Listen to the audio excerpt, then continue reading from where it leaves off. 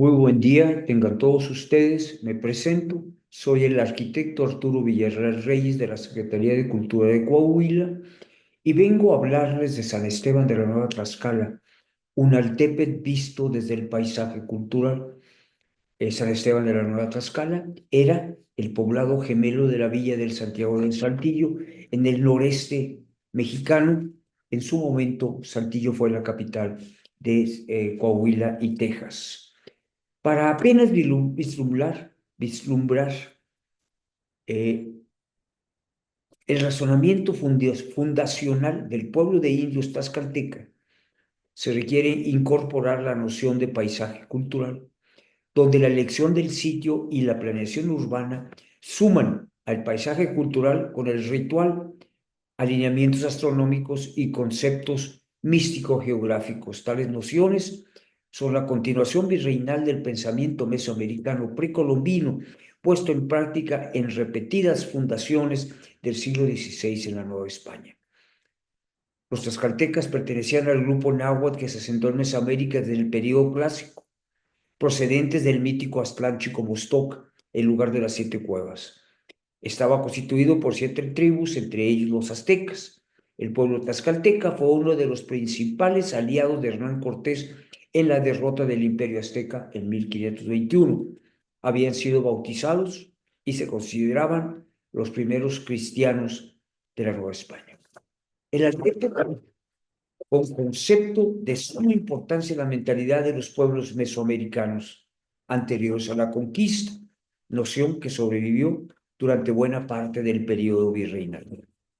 La palabra en lengua náhuatl está compuesta de dos elementos: ate, agua, y tepet, cerro o piedra, cuyo significado trasciende al de ambos vocablos. Expresa el concepto de ciudad o pueblo cabecera, asiento del gobernante, y connota una noción político-territorial. Como imagen nos remite al origen de los linajes Aztlán, una isla cerro que emerge del agua. El cerro, sea natural o artificial, o sea, una pirámide, representa la morada del dios pluvial Tlaloc, mientras que la corriente de agua que emana de sus cuevas corresponde a su contraparte femenina, Chapultepec. Es el Axis Mundi,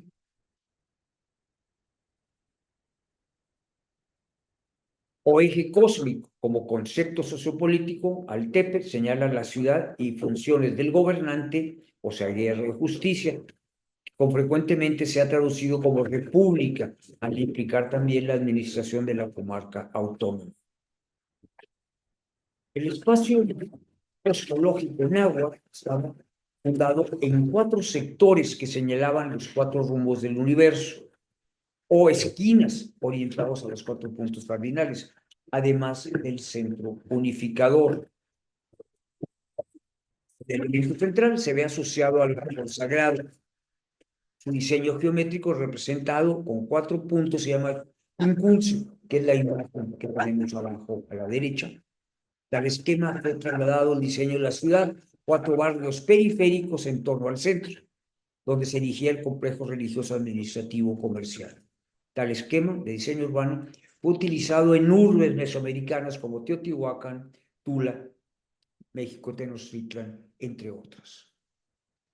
El árbol del centro, como se ve aquí en el Códice Feyerabad-Mayer del siglo XIV, frecuentemente es sustituido por una cruz o en forma de T que se eleva al cielo. Los rituales asociados a ella se llevan a cabo en los cerros, manantiales, barrancas y otros sitios del paisaje circundante. Las cruces también se colocaron como símbolo de conquista. Quizá por ello los ceremonias de fundación del pueblo de San Esteban de la Nueva Tlaxcala se llevaron a cabo el día 13 de septiembre, vísperas de la celebración de la exaltación de la Santa Cruz. El asentamiento, en general, tomaba forma a partir de la significación ritual del espacio a habitar. Los ritos de fundación consistían en un doble ceremonial: el amojonamiento y la definición del asentamiento. La configuración del territorio comenzaba con un recorrido conducido por ancianos y autoridades, donde se marcaban o amojonaban los perímetros del espacio urbano. Caminata que recreaba la mítica peregrinación desde el sitio llamado Chicomostoc, o lugar de las 7 cuevas, que da origen a las 7 tribus de origen náhuatl que ya hemos mencionado. Aquí se puede observar cómo la cueva es un símbolo del útero o del origen. Tras el recorrido y amojonamiento de los linderos, se procedía a fundar el pueblo en un medio ambiente lacustre, pues los pueblos mesoamericanos precisaban de ciertas cualidades ambientales para elegir el sitio de sus ciudades, entre ellas el contar con un medio fangoso cubierto de tulares o juncos. Los tulares, Tolán, en tierra náhuatl, estaban asociadas a la ciudad mítica gobernada por Quetzalcóatl, establecida en un medio acuático, de tal manera que la palabra Tolán se convirtió en sinónimo de urbe en Mesoamérica.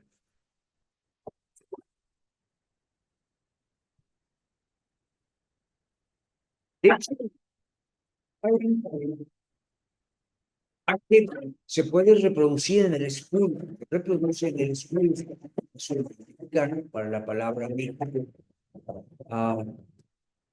Tenochtitlan estamos hablando de un ambiente lacustre abajo de Texcoco, y la piedra y cerro, los dos en lengua náhuatl se dice Altepetl. Perdón, Tepet es la palabra para piedra y cerro, agua. Sobre el cual se erige el árbol, una T, en este caso es un cactus, pero el cual se puede igual que serpiente, aunque debe de interpretarse como la lucha entre el águila y la serpiente horrible, como lucha de los contrarios. La preliminar de definición del poblado contaba con varias etapas. La primera consistía en determinar la orientación de los asentamientos, un asunto eminentemente visual en función de los cerros y el agua del entorno, además del flechamiento a los puntos cardinales a manera de saludo. La segunda consistía en flechamiento de los pozos y manantiales como seña de conquista. La tercera era la definición del centro, sitio del conjunto religioso, a partir del cual se organizaban los barrios en el trazado de calles y la situación de solares. En el caso de San Esteban de la Nueva Tlaxcala también tenemos un centro de 4 barrios periféricos, pero no repiten el concepto del quincunce, puesto que su centro urbano estaba colindando con la antigua villa del Saltillo. Debemos tener presente que el sitio elegido para el convento franciscano de San Esteban como centro del pueblo indio corresponde al extinto barrio Huachichil de San Lorenzo de Gavira. Quizás se haya puesto el convento de San Esteban sobre este barrio, sobre los restos del antiguo templo de Lorenzo de Gavira o Gaviria, porque se trataba de un terreno consagrado, terreno el cual había permanecido despoblado y se encontraba extramuros de la villa. Quizá ya existía la sequía que desciende por la actual calle Allende, llamada Sequía Grande, y que a partir de 1591 sirviera como frontera de los poblados gemelos. En este plan, de 1860, en verde tenemos marcada la loma de Santa Anita y en línea punteada la acequia grande que separaba a la derecha la villa de Saltillo y a la izquierda San Esteban. El norte está hacia arriba. A finales del siglo XVI, el barrio de Saltillo, el Valle de Saltillo, era un verdadero paraíso. Cascadas en la ladera poniente de la Sierra Madre Oriental, al menos un río permanente, más de 1000 manantiales, no menos de 200 ciénegas, algunas lagunas, un enorme humedal con bosque de pino y encino, con otros menores de mezquite y aliso. Se trataba sin duda de un paisaje lacustre. El acta de fundación de San Esteban hace referencia a ciénegas y tierras tan húmedas. Al fondo de ese paisaje, al sur, descollaba la loma o cerro llamada Santa Anita. En esta imagen lo encontramos en el extremo derecho. Aún estaba despoblado en esta fotografía hacia 1880, en cuya parte central apreciamos el templo parroquial de San Esteban. El promontorio, la loma debió funcionar como determinante geográfico, Altepetl, con sus múltiples manantiales. Tal promontorio debió funcionar como determinante geográfico, pues cumplía con las exigencias cosmogónicas para la sacralización del territorio y donde debieron llevarse a cabo ceremonias de fundación, al menos desde el siglo XIX, mediados, la loma al norte de la ciudad, perdón, la loma llevaba por nombre Cerro de la Cruz o de las Cruces o del Calvario, al igual que la otra loma que se encontraba en el extremo opuesto, al norte. Para finales de ese siglo y principios del siguiente, cuando los criollos compraban las propiedades del antiguo pueblo y los vecinos tlaxcaltecas iniciaban su éxodo hacia afuera de la ciudad, el madero que se colocaba en el cerro se vio hermanado con las tradiciones de la Santa Cruz de las Cuevas, misma que pasó a ser la Santa Cruz del Andín, un barrio actual periférico de origen o de linaje tlaxcalteca. En el sector del cerro de Santa Anita, lo que tenemos en esta imagen hacia 1808 es el agua, acequia grande, que fue desviada y viene en ese sentido esta línea negra, así que recorre el norte, dice el documento, que prácticamente viene a topar en la nave oriente, al crucero poniente del Templo San Esteban, que parece haber sido la capilla original, la parroquia original del siglo XVII, orientada de las tierras. En el sector del cerro, Loma de Sacanita, se han encontrado cinco manantiales activos, uno de ellos propiamente en la loma, que son las de Velasco, y otros tantos ya desaparecidos hasta referencias orales. Los de la loma, al parecer, originalmente eran solo uno durante el siglo XVIII, se llamaban los de Velasco, en referencia a Joaquín de Velasco, uno de los dos ancianos caciques de la finca, una fundación del grupo de Tizapán hacia Saltillo. Sobre el carácter místico de estos manantiales, se debe destacar la siguiente información oral. José Luis Mendoza López, entonces de 46 años, una entrevista efectuada el día 30 de diciembre del 2021, mencionó que aproximadamente en el año 2014 acompañó a su madre a una visita al doctor Bruno, que vivía justo a espaldas de la ermita de Santa Anita, que tenemos aquí en ese sector en punto enmarcado en rojo. Atrás, lo acompañó a su madre una visita con el doctor Bruno, los atendió en su consultorio, aparentemente en una cueva adecuada como oficina. Con anterioridad, Mendoza le había comentado a Rolando Cavazos, comunicación personal, marzo de 2022, que para curarlo le hizo meter los pies en agua que emanaba de dicha cueva, donde se creaba un estanque. Al parecer, se trataba de un manantial de aguas milagrosas o curativas. Es interesante observar cómo la traza urbana de la confluencia de las calles Allende y Morelos sugiere haber surgido de un partidero de agua, que es este recoveco o recodo que encontramos aquí en esta esquina en el plano de 1808. Al parecer, este manantial, estoy hablando de este otro, de los ojitos ahí está el recodo, aparentemente hay un partidero de agua y dirige la gran parte, que es la acequia grande o lindero, entre la villa de Saltillo y el pueblo San Esteban, y la otra parte se dirigía hacia Morelos, en la puerta de San Esteban. Una segunda porción sería San Esteban. Resulta difícil especular si la acequia se había penetrado siglos antes, la cual descendía por Morelos. Es muy posible que se haya atendido de manera ritual. Al respecto, cuando reflexiona sobre el urbanismo indígena virreinal del siglo XVI, García Zambrano, en un libro publicado en 1992, señala que el agua destinada a usos rituales, surgida de las entrañas del cerro, debe confluirse cobrado por medio de una acequia o canal. Su traslado era objeto de ceremonias festivas de una de las primeras actividades en los eventos de fundación. Por eso lleva a pensar que pasaba por debió tener una cierta antigüedad y que llevaba directamente a la puerta del templo parroquial. Quizá esta sea el agua ritual que unía el templo al corazón urbano.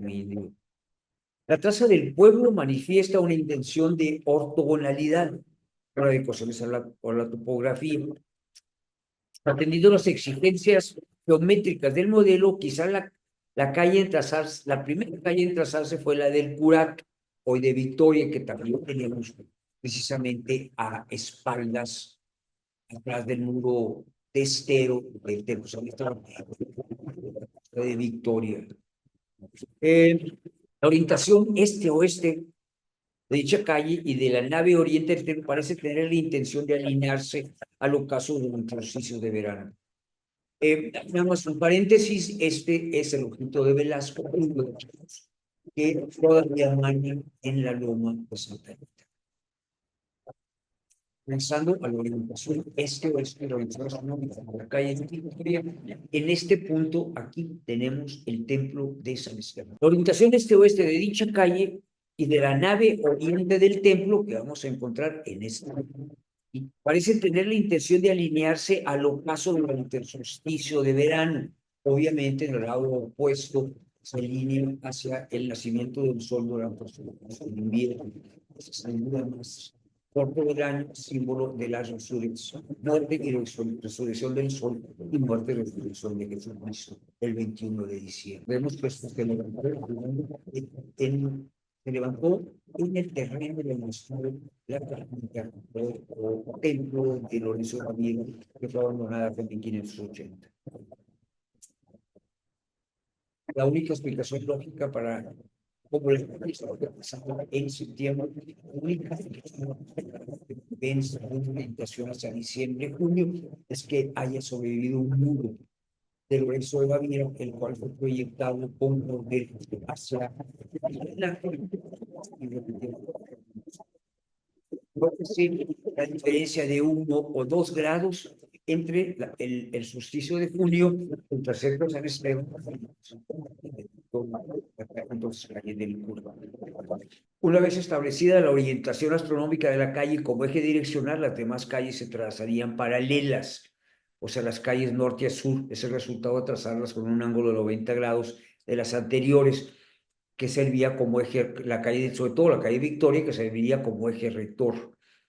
El pueblo repitió el patrón tradicional náhuatl prehispánico de organización urbana en 5 barrios, 4 y el centro, o sea, el barrio de San Esteban. Las demás, desconocemos la ubicación de los demás barrios. En síntesis, en la conformación del Altepe del pueblo de indios de San Esteban de la Nueva Tlaxcala, es posible vislumbrar una variedad de elementos culturales y naturales manejados bajo el concepto de manera sincrética y bajo el marco del cristianismo, incorporan conceptos de la mentalidad mística hispánica cuyas huellas aún perviven. Muchísimas gracias.